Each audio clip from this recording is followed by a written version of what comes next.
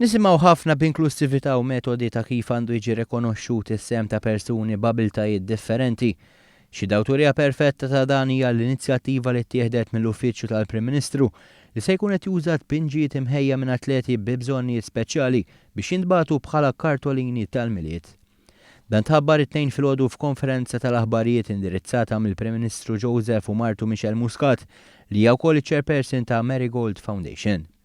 Matthew Buġeja, student li huwa wkoll atleta fl-Special Olympics Malta, għamel tpinġija li ntażlet bħala waħda mis-sitta li se jkunu qed jissimbolizzaw ix-xewqat sbieħ tal-uffiċċju tal-Prim Ministru. Binġejt is-siġġa ta' Christmas u binġejt is-siġġa Christmas li mort tajjeb ħadd u li għandi binġejt coaches biex nħossib u parents, il-ġenituri u hekk.